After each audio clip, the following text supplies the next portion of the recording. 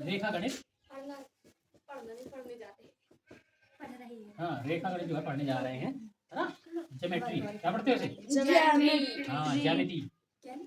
Yes, ज्यामिति, ये ज्यामिति ही बोली जाती है ना। रेखा कोण त्रिभुज ये सब जो पढ़ती है ना, ये सब चीजें ये रेखा गणित के अंतर्गत आती हैं, ज्योमेट्री में, ज्यामिति में, ठीक है। तो इसकी शुरुआत जो है हम लोगों ने कर दी थी, पिछले साल ही कर दी थी। ऐसा नहीं कि बिल्कुल पहली बार आप सुन रहे हो, देख रहे हो।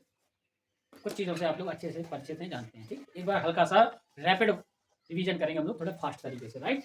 जैसे कि सबसे पहले आकृतियों के बारे में बात होती है, तो हम पहले ये रख देते हैं, है ना। और इस आकृति का नाम पूछने लगते हैं तो आप तुरंत बताते हो क्या? पॉइंट बोलते हैं इसको, बिंदु बोलते हैं, राइट। ऐसे ही एक अगर बिंदु है और ये इधर को ऐसे मैंने ये कर दिया, ठीक है। ये बिंदु है, इधर से ऐसे ये एरो है, तो अब इसको क्या बोलोगे आप? नहीं, ये किरण है, क्या है? किरण, किरण इसे बोलते हैं हम, किरण, ठीक है।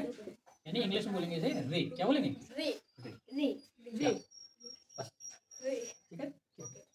इसके बाद एक है आपका ये आकृति, ये आकृति क्या कहलाती है? रेखाखंड। नहीं, क्या कहा? रेखाखंड नहीं बेटा, ये रेखाखंड नहीं, ये रेखा, रेखा ये रेखा है, ठीक है। ये रेखा है और इसी को इंग्लिश में अपन क्या बोलेंगे? लाइन। ठीक। और एक और है अपना ये, जिसे हम कहेंगे रेखा खंड। और इसे कहेंगे लाइन सेगमेंट, क्या बोलेंगे? Line segment. सेगमेंट माने होता है क्या? हाँ, टुकड़ा, है ना। सेगमेंट माने टुकड़ा या खंड। तो लाइन का है तो लाइन सेगमेंट बोल दिया हमने, क्लियर। अब देखते हैं जरा, ये जो किरण है इसकी क्या खासियत है, रेखा की क्या खासियत है, रेखाखंड की क्या खासियत है, यानी दोनों में अंतर, तीनों में अंतर क्या है? बिंदु तो अलग हो गया है ना, समझते।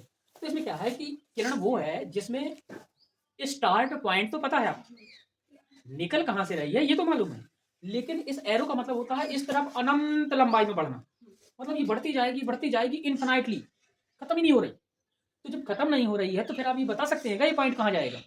तो शुरुआत तो बता सकते हैं लेकिन अंत नहीं बता सकते, एंड पॉइंट नहीं बता सकते हैं। इसलिए ये खासियत है किसकी? ये किरण की। हम रे बोलेंगे, जैसे सनलाइट, जो आपकी सन रे है, सूरज की किरणें हैं, ये क्या है? निकल कहाँ से रही है? सूरज से। लेकिन क्या अंत पता है आपको कहाँ? कोई कह सकता है कि हाँ पृथ्वी तक है, यस यस बेटा, पृथ्वी के बगल से भी निकल गई है, वो तो पृथ्वी बीच में आ गई तो पृथ्वी में पड़ गई, पृथ्वी के बगल से क्या किरणें नहीं निकल रही होंगी? ये सूर्य है आपका, ये इतनी सारी किरणें ऐसे आ रही हैं, पृथ्वी इतनी सी है इसके सामने, यहाँ पे जो किरणें आई वो पृथ्वी में पड़ गई, जो बगल से निकल गई वो कहाँ जा रही है? अंतरिक्ष में, अनंत इनफिनाइट लंबाई में, पता नहीं कहाँ जा रही है, पता ही नहीं है कहाँ पर हम। बात समझ आ गई? इसलिए उनको हम क्या बोलते हैं? किरण बोलते हैं। किरण क्यों बोलते हैं? क्योंकि शुरुआत पता होती है सूर्य से निकल रही है, लेकिन खत्म कहाँ होगी? क्लियर। अब आते हैं रेखा। रेखा की क्या खासियत है? रेखा में आप गौर से देखिए तो दोनों तरफ एरो बने, है ना। इसका मतलब ये दोनों साइड अनंत रूप से बढ़ रही है, इन्फिनाइटली दोनों साइड बढ़ रही है, यानी इसका ना तो शुरुआत का बिंदु पता हमें, ना अंत का बिंदु पता, ना तो शुरुआत पता ना एंड पता। इसके बाद रेखाखंड। रेखाखंड में बेटा दोनों चीजें पता है, क्या पता है? हमें शुरू भी पता है और अंत भी पता है, कहाँ से स्टार्ट हुआ कहाँ खत्म हो रहा है, दोनों चीज पता है। और क्योंकि रेखा का ही टुकड़ा है तो इसकी एक निश्चित लंबाई होती है, समझ गए? तो समझ में आ गया तीनों चीजें, है ना। अब इसके बाद आप देखिए कि अगर मैं किसी तल पर, किसी प्लेन पर अगर दो लाइन ड्रॉ करने की कोशिश करूं तो कौन कौन सी स्थितियां हो सकती हैं, कौन कौन सी सिचुएशन आ सकती हैं आपके सामने, ठीक है। देखिए, अगर मैंने दो लाइन ड्रॉ करी तो एक सबसे पहली कंडीशन तो ये हो सकती है कि अगर मैं ड्रॉ करूंगा तो एक दूसरे को क्या करेंगे? काटेंगे, कट करेंगे। अगर इन्होंने कट किया एक बिंदु पर, एक ही बिंदु पर काट रही है, तो ये कहलाएंगी आपकी प्रतिच्छेदी रेखाएं। कौन सी रेखाएं? प्रतिच्छेदी रेखाएं, राइट, इंटरसेक्टिंग लाइन हो जाएगी। अच्छा, और कंडीशन क्या हो सकती है? एक हो सकती है कि कभी ना काटे, एक दूसरे को कभी काटे ही नहीं। तो एक लाइन अगर मैंने ऐसी ड्रॉ कराई तो इसी की एक ऐसे ड्रॉ करानी पड़ेगी मुझे, है ना, समान दूरी लेके ड्रॉ करानी पड़ेगी ताकि आगे चल के कभी काटने के चांसेस ही ना बने, है ना। कि चाहे जितना लड़ जाए काटेंगे नहीं दूसरे को, है ना। दूर दूर से व्यवहार है भाई सब इनका। और ऐसी लाइंस को हम लोग समांतर रेखाएं कहते हैं। कौन सी रेखाएं कहते हैं? समांतर रेखाएं कहती हैं, जिसे इंग्लिश में अपन क्या बोलते हैं? Parallel line. इसके अलावा तीसरी कंडीशन क्या हो सकती है? एक तो यह है कि एक बिंदु पे काटे, एक है बिल्कुल ना काटे, और एक अनंत बिंदु पर काटती ही रहे, जाने कितनी जगह काटे, है ना। तो अनंत बिंदुओं पे काटे तो फिर ऐसी रेखाएं एक दूसरे के ऊपर से गुजार दी जाती है। तो ये गुजार दी हमने इसी को, अगर इसी के ऊपर से गुजार दी है तो देखो ये भी कहाँ को बढ़ेगी, अनंत लंबाई में, और ये छोटी वाली भी, ये भी लंबाई बढ़ेगी, अनंत लंबाई। तो जहां जहां जाएगी वहां वहां काटेगी। अगर ऐसा हो रहा है तो फिर ये कहलाएंगी संपाती रेखा। क्या कहलाएंगी? संपाती रेखाएं। संपाती रेखा। संपाती रेखा। ये बात क्लियर है? ये किसी को नोट तो नहीं करनी? क्लियर है सबको? अगर किसी तल पर, अच्छा बस इनके अलावा और कोई कंडीशन नहीं है? किसी के मन में आ रहा है कि हाँ सर एक ये हो सकती है, ये भी तो नहीं काट रही है, तो ये काटेंगे, काटेंगी ना, इसमें एक बिंदु पर काटेंगी ना, एक बिंदु पे काटेंगे, आगे चल के काट देंगे ना ये। हाँ। तो फिर ऐसे बनाने से कोई मतलब नहीं है, आगे बढ़ाएंगे तो काट लेंगे। ये तो सब फर्जी बात है। तीनों के अलावा और कुछ उपाय इनका नहीं है। जैसे कहते एक सर ये हो गई, सर आप तो कम बता रहे हैं, ये सर ये देखिए, ये भी काटेंगी, ये नहीं काटेंगी, लेकिन ये समांतर, समांतर है, ये समांतर है। ये भले ही इसके नीचे बिल्कुल नहीं है, दूरी पे, समान दूरी पे चल रही है, ये भी ये काटेंगी नहीं काटेंगे, ये समांतर है। तो प्रतिच्छेदी और संपाती और समांतर के अलावा और कोई ऑप्शन नहीं, और कोई कंडीशन नहीं। अब आते हैं कि अगर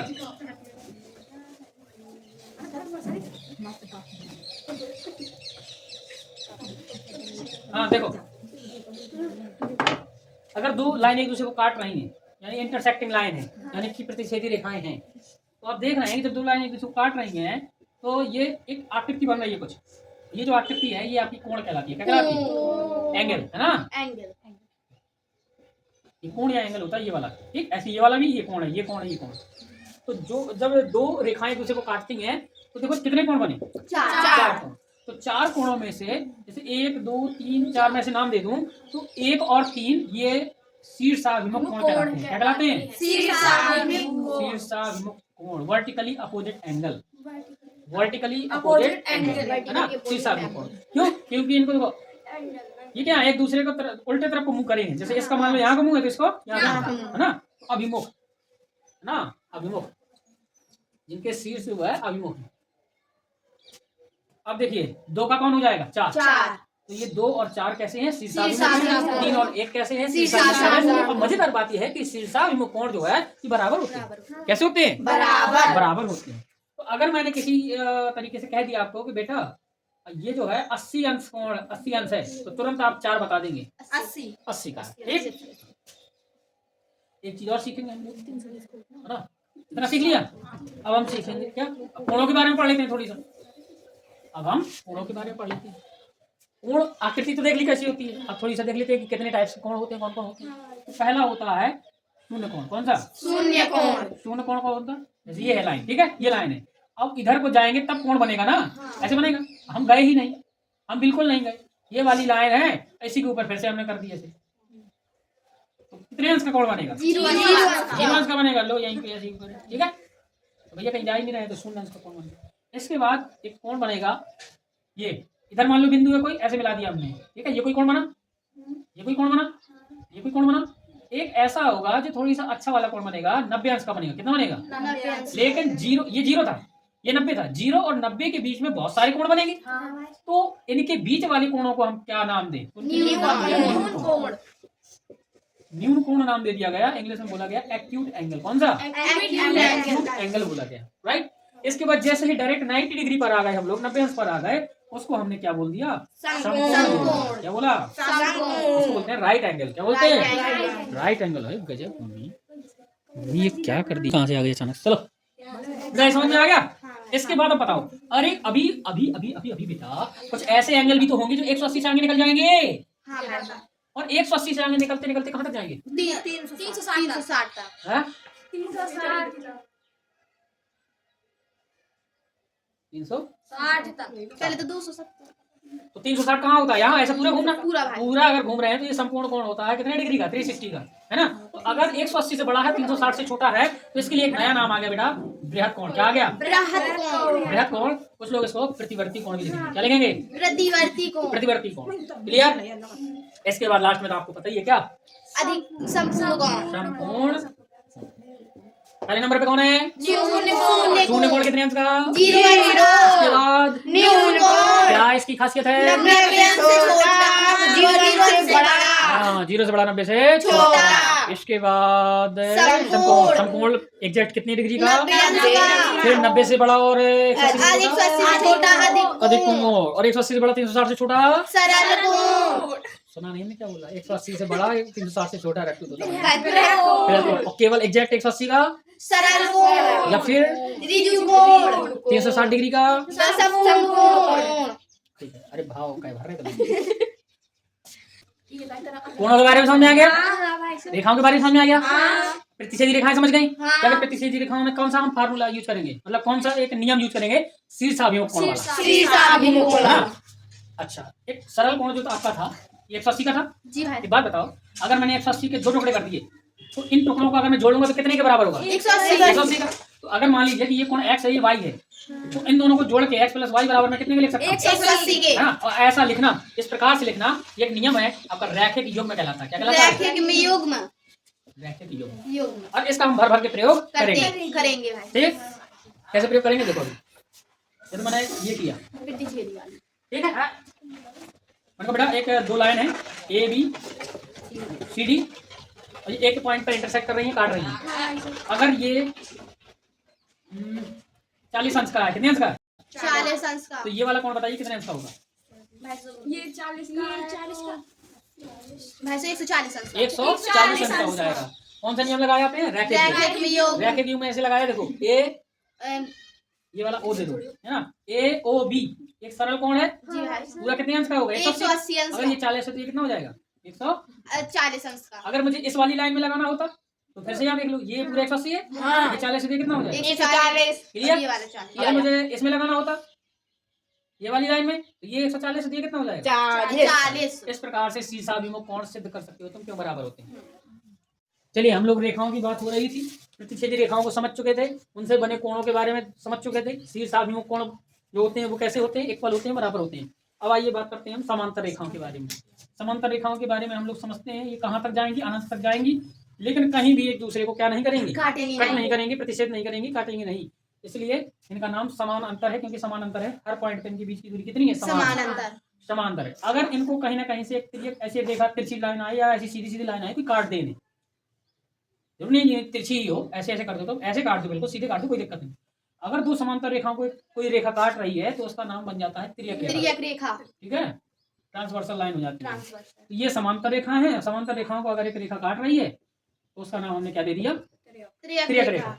अब यहाँ से कहानी शुरू होती है, बस यही कहानी हमारी शुरुआत हो जाती है। अगर 2 रेखाएं चल रही हैं तब तो कोई दिक्कत नहीं समांतर, लेकिन अगर तिर्यक रेखा ने काट दिया तो फिर कुछ नियम आपको पढ़ने पड़ेंगे और उनको समझिए जरा। नियम पढ़ने से पहले कुछ चीजें समझिए। जैसे ही दो लाइन पे रेखा ने काटा तो कुछ कोण बने हैं। तो मैं थोड़ी सा नाम दे रहा हूँ इनके नाम, इनके मैं नाम दे रहा हूँ 1 2 3 4 5 6 7 8। राइट। अब आप गौर करिए कि कुछ कोण हैं जो आपको रटने पड़ेंगे, मतलब यह समझना पड़ेगा कि ऐसे जैसे 4 है ये, ठीक है? और 4 दिख रहा तुम्हें? हाँ भाई। 4 के बाद कोण मैंने कौन सा छोड़ा? 5 के बाद लिया मैंने 6। क्या लिया? 4 और मैंने कोण 4 और कोण 6 लिया, साथ में मिलाया, तो ये दोनों कोण कहलाते हैं एकांतर। कैसे कहलाते हैं? अच्छा, समझ गए ना? एक अंतर है ना। 4 के बाद मैंने 5 नहीं लिया, कौन लिया? 6। ऐसे ही अगर मैं 3 के बाद क्या ले लूं? 5। 3 के बाद ले लूं मैं 5। कौन सा छोड़ दूं? 4। नहीं, 4 छोड़ दूं। 3 के बाद मैंने कौन छोड़ा? 4। एक का अंतर किया ना, एक का अंतर किया, इसलिए इनके नाम क्या पड़ गए? एकांतर। तो 4 और 6 और 3 और 5 ये भी क्या है?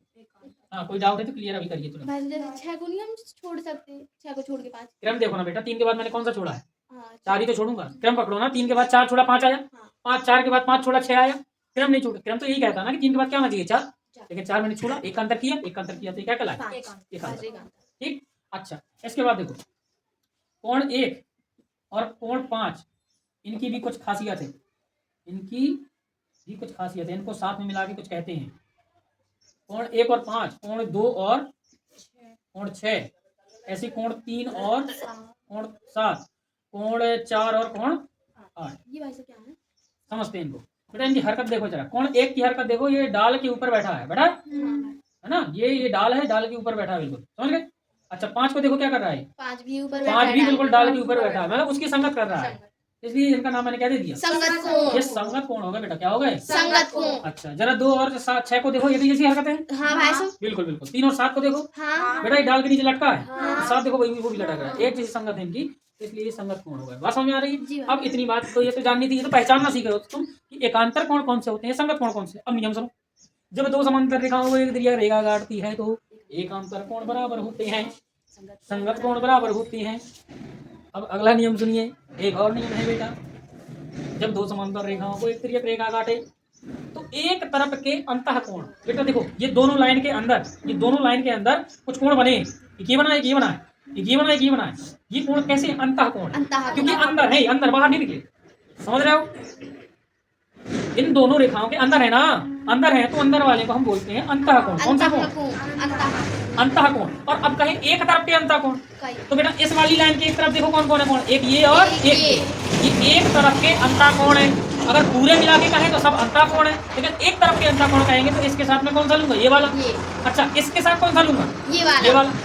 तो ये इसका, ये दोनों मिला के अगर बोलूं तो एक तरफ के अंतः कोण, और ये दोनों मिला के बोलूं तो एक तरफ के अंतः कोण, और सभी को मिला के बोलूं तो केवल अंतः कोण। अच्छा ये अंतः कोण है तो बाहर वाली कौन कहलाएंगे, बाह्य कोण हो गए। क्या इतनी बात समझ में आ रही है, बिल्कुल क्लियर है। तो आइए जरा समझते हैं कि अगर मैं 4 और 5 को कहूँ तो क्या मैं एक तरफ का अंतः कोण बोल सकता हूँ।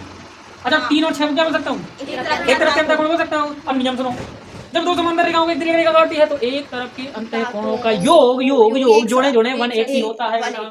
यानी कोण 4 + 5 बराबर कितना हो जाएगा, 180। कोण 3 + 6 बराबर कितना हो जाएगा, 180। किसी के दिमाग में खुरापात तो नहीं आ रही कि 4 और 5 9 क्यों नहीं हो रहा है यहाँ पर, ये बेटा अंक गणित नहीं है ये, 4 और 5 9 क्यों नहीं हो रहा है। अब हम लोग इस लेवल से आगे बढ़ चुके हैं, प्राइमरी क्या करते हैं अब नहीं करते हम लोग। कैसी बात समझ में आई, बिल्कुल पूरी क्लियर मैंने बता दिया। अगर किसी को समझ में आ जाए, अच्छी राइटिंग से समझ में नोट करना हो तो नोट कर सकता है, बाकी मैंने पूरी कोशिश करी है मचाने की कि समझ ना पाओ तुम लोग। चलिए शांत रहिए बिल्कुल।